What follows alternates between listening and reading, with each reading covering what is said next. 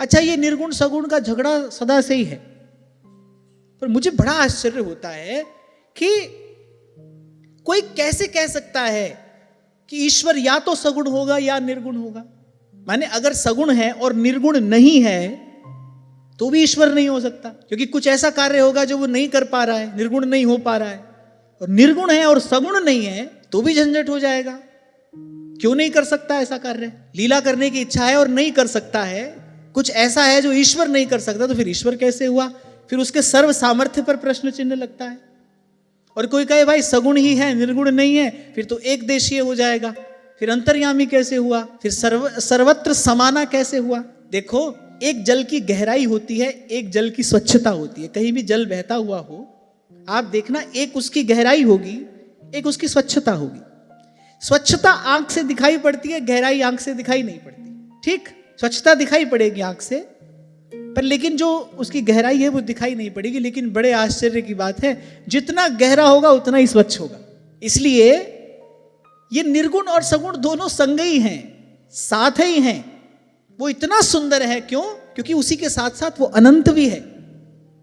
वो इतना सुमधुर, इतना मनोहर है, वो इतना चित्ताकर्षक है, वो उसको मुनिमन मोहन कहा जाता है। क्यों? क्योंकि उसी के साथ साथ वो अखंड भी है, उसी के साथ साथ वो अनंत भी है। एक आंख से दिखाई पड़ता है, एक दिखाई नहीं पड़ता है। गोस्वामी जी ने इसका बड़ा सुंदर उत्तर दिया है। वो कहते हैं, कह रहे हिय निर्गुण नयनन सगुण। बोले हिय निर्गुण नयनन सगुण। अब अगर हम प्रेम की बात करें, हित की ही बात करें, तो सेवक जी महाराज ने हित का जस और रस दोनों माना है कि नहीं माना है? रस बाद में कहा, पहले जस का। विश्वंबर सब जग आभास, जस वर्णौ हरिवंश विलास, श्री हरिवंश गाय हूं। यहां तक कि इस भाव देश में प्रवेश करने के बाद भी सेवक जी कह रहे हैं, सखी सखा क्यों कहूं निबेर, तो मेरे मन के अवसेर। कह रहे टेर सकल प्रभुता कहो। मानना पड़ेगा भाई, निर्गुण भी है सगुण भी है। और व्यास जी तो और आगे निकल गए, वो तो कह रहे निर्गुण सगुण ब्रह्मते न्यारो बिहरत सदा संघात। वो निर्गुण सगुण दोनों से न्यारा भी है, और अंतिम सत्य यही है, वो निर्गुण भी है, वो सगुण भी है, और निर्गुण सगुण दोनों से न्यारा भी है। और जब गोस्वामी जी कहते हैं ना कि हिय निर्गुण नयनन सगुण, हिय निर्गुण क्यों कह रहे हैं? क्योंकि हृदय में मैं यही विचार करता हूं, मैं सेवक सचराचर रूप स्वामी भगवंत। लेकिन जब दर्शन करता हूं तो कहा कहूं छवि आज की भले बने हो नाथ, तुलसी मस्तक तब नवे जब धनुष बाण लो हाथ। कह रहे हिय निर्गुण नयनन सगुण।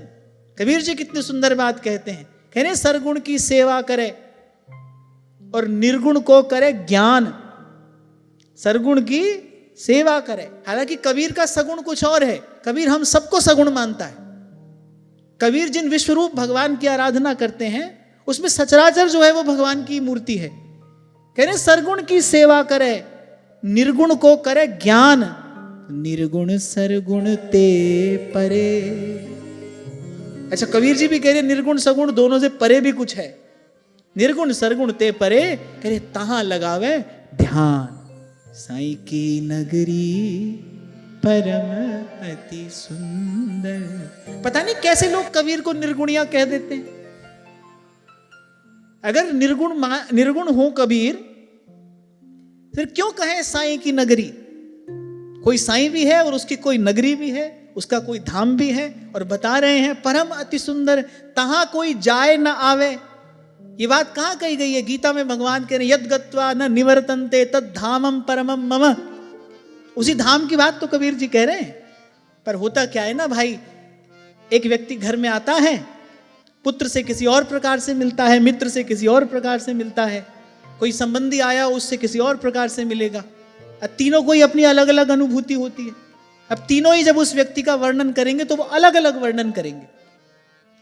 पुत्र का अनुभव कुछ और होगा, मित्र का अनुभव कुछ और होगा, संबंधी का अनुभव कुछ और होगा। ऐसे ही भगवान भी हैं, अनेक अनेक भक्त हैं, उनके अनेक अनेक प्रकार के अनुभव हैं। सब अपनी अपनी जगह ठीक हैं, सब अपनी अपनी जगह ठीक हैं। यहां पर हमारा लक्ष्य क्या है?